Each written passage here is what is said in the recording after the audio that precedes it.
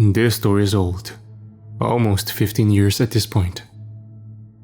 To this day, it remains probably the single most unexplained event in my entire life. Those who witnessed it seldom, if ever, speak about it. All these years later, and I'm still not sure what to make of it. So, I figured posting it here may lead to some answers. I was in 6th grade at the time, but my memory of the day is as vivid now as it was then, much to my dismay. I've suffered from nightmares on and off ever since, and the true extent on my mental well-being may never be truly known. It started like any other day, with me grumpily walking to catch the school bus and nearly missing it as per norm. It was mid-September at the time, with temperate winds and comforting warmth renowned of early autumn. The place I grew up in was a small Midwestern town in the central United States. The whole school only had maybe 200 kids in it, grades 1 through 8, and my bus only brought around 20 to 30 of us. My friends, Scotty and Lamar, hopped on at the second stop, and the three of us discussed Yu-Gi-Oh cards most of the way to school. Maybe most of this is irrelevant, but I think it's important to emphasize how boring and routinely this whole day began. It made what happened later that much stranger. It wasn't until lunch that something finally happened. I had met up with Scotty, Lamar, and a few of our other friends. After eating, we formed the group and went out onto the grass field to play our variation of football. The style we played was known as Smear the Deer, with deer actually being a different rhyming word that may get me cancelled for saying nowadays. For those that don't know, it was basically American football, but with more youthful angst. Somebody would just punt the ball, and whoever got it would run aimlessly while praying to the good Lord above as everyone else tried to obliterate him. As you can imagine, it spawned a lot of fights and got many of us suspended over the years. And yet, we kept playing, because we were dumb school children. So, one of the kids punts it, and this kid named Robert catches it. He made it like 3 steps before getting clobbered by like 5 kids to the laughter and winces of everyone else. Things went on that way for a bit, and at some point, Kyle got the ball. Kyle was like the best punter in terms of distance, but knowing which direction it would go was anyone's guess. So, Kyle boots it, and we watch as it soars far to the left and off into the woods. Our school was in the middle of this big field, and the improvised football field was right next to the woods that surrounded it all about 200 yards out. "Good job, Kyle, you dumbass," another kid, Preston, jeered. Kyle just laughed and flipped him off as he jogged towards the tree line to retrieve it. He reached it a moment later and slowly began searching the woods while the rest of us waited. I watched as he looked around in there. And suddenly, he just froze up.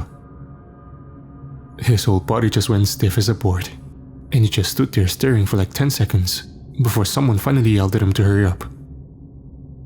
Kyle didn't budge, nor react to the insult in any way. Another few seconds passed before he slowly turned back to face us. That's when I noticed the slack-mouthed, wide-eyed expression on his face. "Damn, Kyle, you shit your pants or something?" another kid, Carlo, said with a laugh. But Kyle's expression didn't falter. He then quickly glanced back at the woods. A split second later, and he fell onto his back, scrambling backwards and muttering frantically, "Nah, fuck that, man, fuck that. Fuck that." He was met with a chorus of laughter from the others. Without pausing at all, Kyle just walked quickly back towards the school without another word. The others made jokes and laughed, but his reaction really unsettled me. The horror on his face appeared genuine, and I had never seen him look like that. Kyle was the type to never seem afraid of anything, and seeing him react like he did was downright worrying. Scotty and I silently approached the spot that Karl had gone to, both of us now a bit hesitant. The rest of the group had now gone mostly silent, with only muttered conversation in hushed tones behind us. Once we reached the grove, we slowly peered within. I spotted the football almost right away, only about 30 feet within, but no sign of anything out of the ordinary. I'd been in that patch of woods 100 times before, and nothing looked any different. Nothing obvious that would have spooked Kyle like that. But I still felt the hairs on the back of my neck stand straight up. It was a really odd feeling, but I just shrugged it off. I sauntered inside to grab the ball. As soon as my hand touched it, something changed. I've still not found the best way to describe this, but the closest thing is like when a plane depressurizes. My ears popped, and my equilibrium seemed knocked off kilter for a split second. It was the weirdest feeling, and it struck me completely out of nowhere. After pausing for a moment to confirm I wasn't about to pass out or something, I grabbed the ball and stood back up. As soon as I did, I felt something on the back of my neck. Hot air coming in rhythmic and rancid waves. Like someone was literally breathing down my neck. I spun back around, heart suddenly racing in my chest. There was nothing behind me, aside from Scotty standing and staring unsettled back at me. "You good, dude?" he asked. Truth be told, I didn't know whether I was or not, or how to account for what had just happened. But I nodded back anyways. Part of me wondered whether it was just anxiety or something, but I didn't really know what to think. As a young boy in middle school though, admitting to fear was social suicide, and not something I was about to do. "You didn't see anything behind me, did you?" Scotty gave me a curious glance. "No. Why?" It was clear to me he wasn't lying, and he was standing much too far away for it to have been him messing with me somehow. Furthermore, I heard no footsteps behind me, and if it had been him, then the piles of leaves on the ground would have been a dead giveaway. With an uncertain shiver, I shrugged it off as best as I could, and the two of us returned to the others with the ball. I didn't play much after that, as my mind was suddenly convinced that something was very wrong, but I couldn't pinpoint it. It felt like someone was watching us, hidden well within the trees. Eventually, I decided to go try and find Kyle, but the bell rang before I could. Math was my next class, and I spent most of it trying to forget that unnerved feeling and calm myself down. Things went as normal, but after about 20 minutes, I felt myself needing to pee. The teacher excused me to go to the restroom, and I grabbed the hall pass from her desk as I exited the classroom. As I made my way down the hall, I noticed that outside had gone suddenly dark. Not dark enough for night, but dark like a thick overcast of clouds. Since the sun had been shining brightly during lunch, I found that kind of odd too, but didn't think much more of it. As mentioned earlier, our school was small in terms of students and faculty, so of course the building itself was no exception. It was only about 75,000 square feet, or about 20,000 smaller than the average Walmart.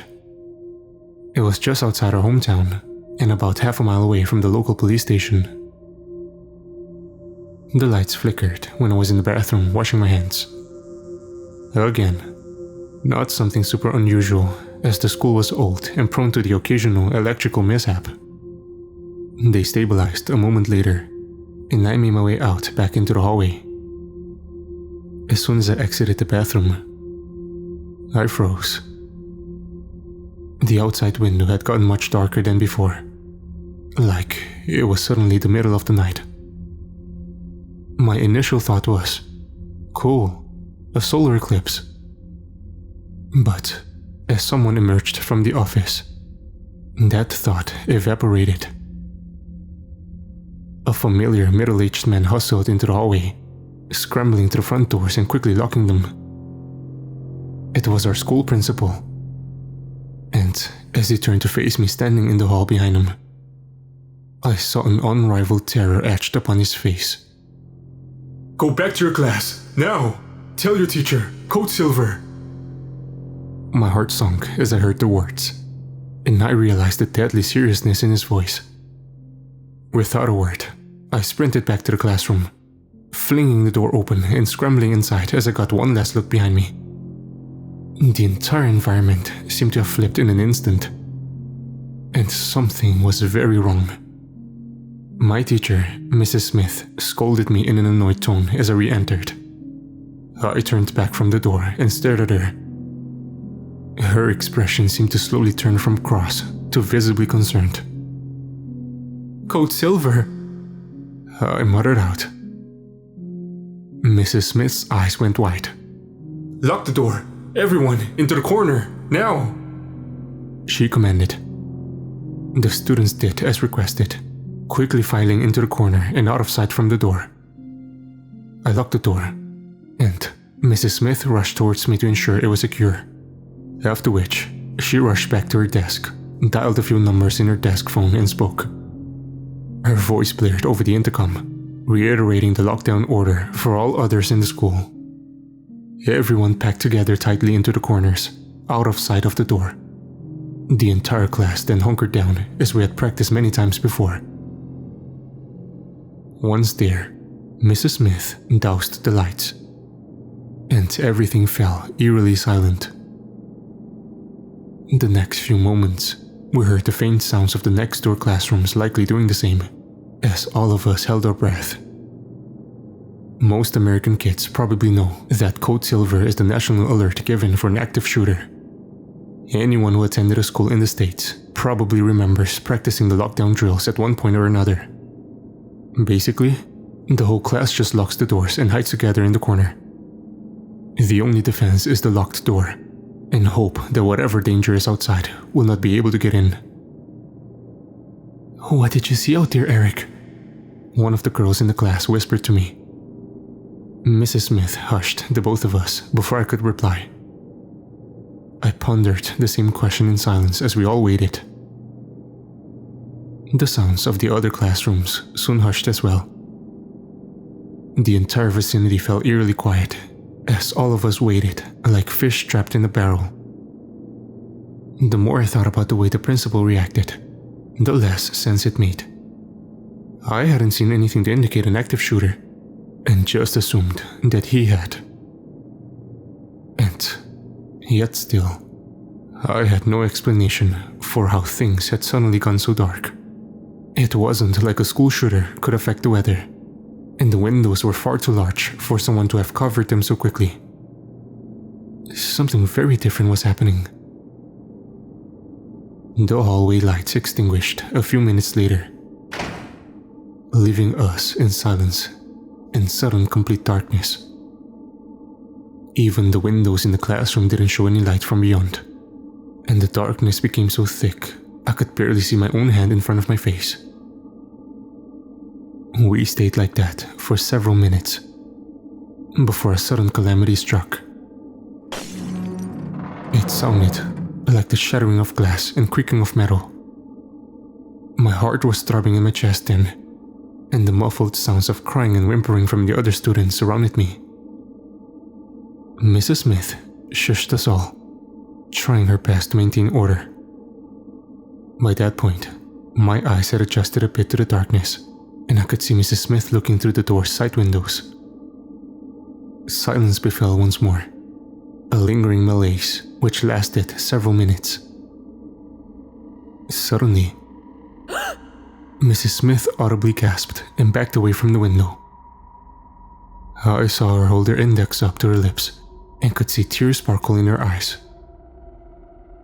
Suddenly, the room began to grow brighter, I thought the power was coming back on when I realized the light was actually coming from something out in the hallway.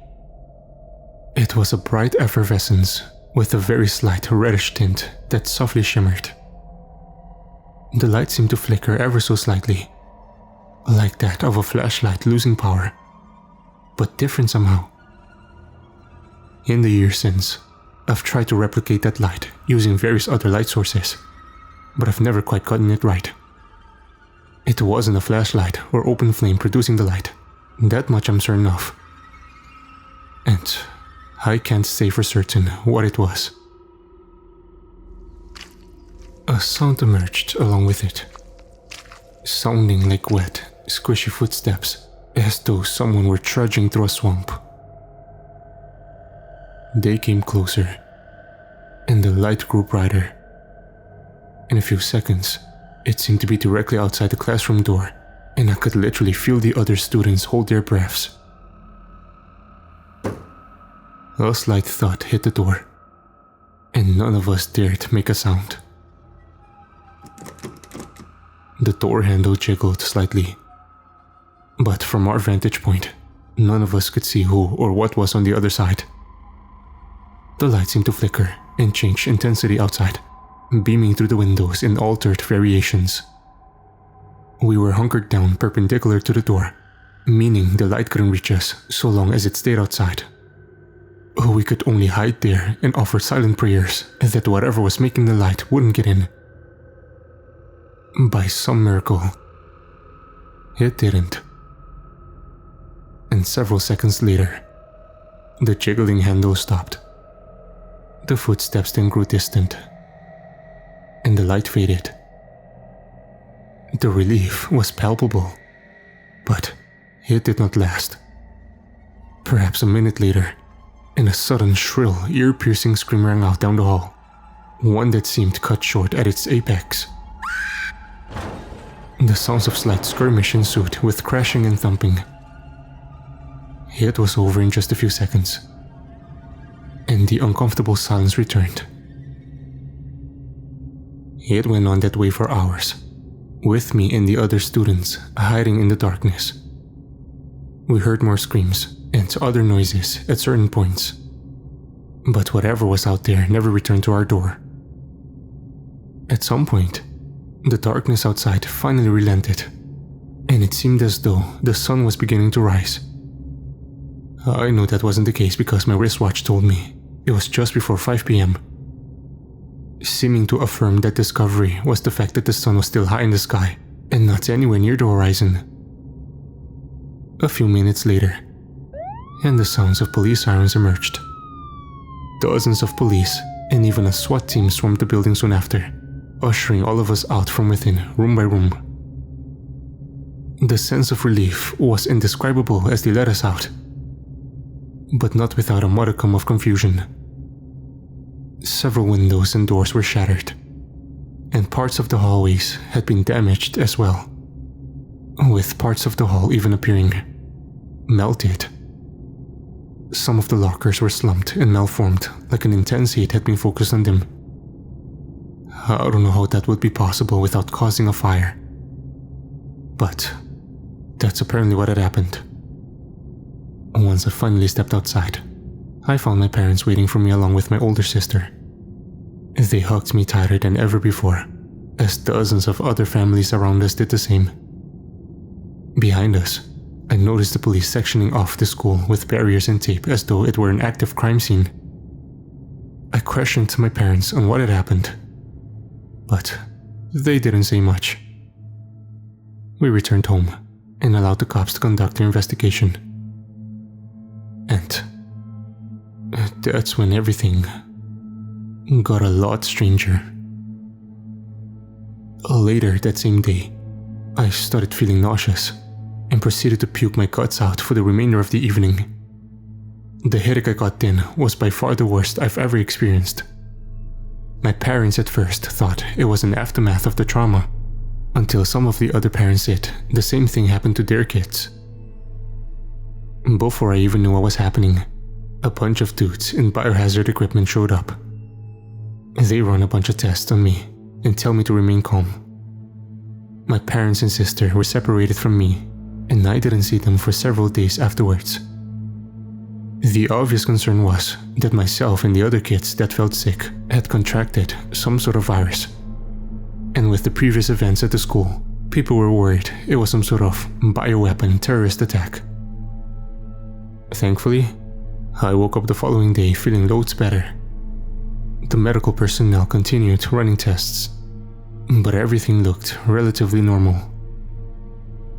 Eventually, they made the discovery that our sickness was not due to a viral agent, bacteria, or mold, but instead due to radiation exposure. Thankfully, it wasn't enough to do serious long-term damage, but obviously, explaining it was another matter entirely, one which we have yet to resolve. Our school was closed for almost a month after this event, which at the time was fantastic news for me. Once we were finally allowed to return to school, we were given zero explanation and just basically expected to forget anything ever happened. There were never any news reports, nor interviews or articles of any kind. It's like the whole thing never happened. And were it not for the memories of those who lived through it, there would not be any record at all. Kyle, the same kid from earlier, ended up not showing up for his English class directly following lunch period. For a while, people thought he had something to do with the lockdown. And hell, maybe he did, but I doubt we'll ever know now. He hasn't been seen since that day. And he's not the only one. Our school's principal, the same guy I'd seen in the hall, along with one of the school's janitors, also vanished, never to be seen again. Police found no bodies, nor evidence of abduction or physical conflict. At least, not that they're willing to admit publicly. There are no death certificates for any of them, and all three are simply listed as missing. And I doubt that's going to change anytime soon. I've questioned my parents about this, and they claim all the police told them was that a dangerous fugitive had broken into the school that day.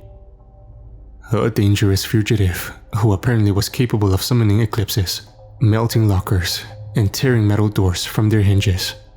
Not to mention the whole radiation thing as well. And that's another thing too. There is no record of a solar eclipse on that day, and I've looked everywhere I can think to. We weren't allowed anywhere near the school for weeks afterwards. Cops sectioned off the streets that led to it, while others patrolled the surrounding woods. On several occasions, we saw guys in blacked out Suburbans and cargo vans driving down there, but they never formally identified themselves. I overheard my parents talking back then once, and I remember my dad telling my mom that he didn't think the school would ever reopen. He said it didn't feel the police were conducting a routine investigation, and told her the entire thing seemed more like a cover-up than a crime scene. I've asked them more recently as well, but they seem to have learned very little.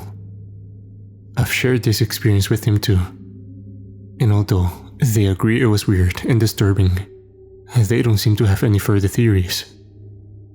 I've spoken to others who were there that day too, and gotten all manner of mixed responses. Lamar seems to think we were attacked by aliens, while Scotty seems to think our entire school fell into a separate dimension for a period of time. Maybe there is a logical and boring explanation to all of this, but I have yet to find it. Considering the secrecy, the lack of coverage, and the way the authorities behaved, I'd say it's safe to conclude that something out of the ordinary happened that day. But we may never know what. Whatever it was, I think Kyle saw it. And I think that's why he's gone.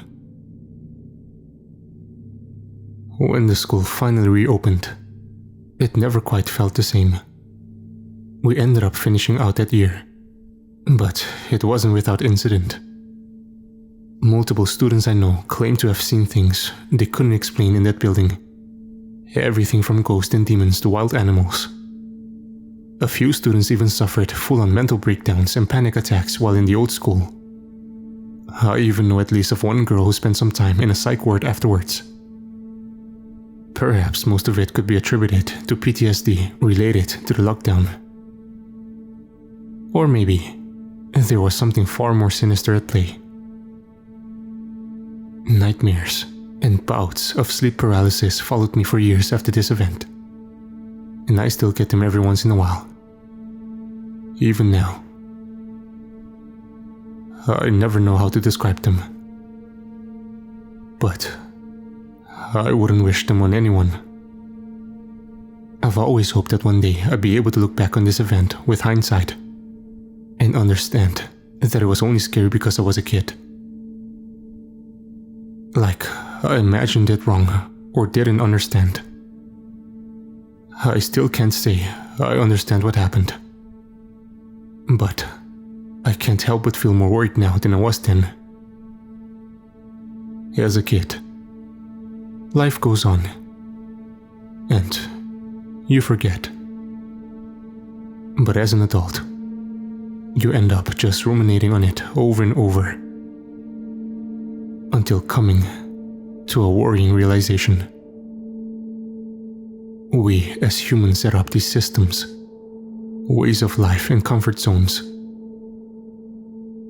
But there are things out there that can, and sometimes will bypass all of them.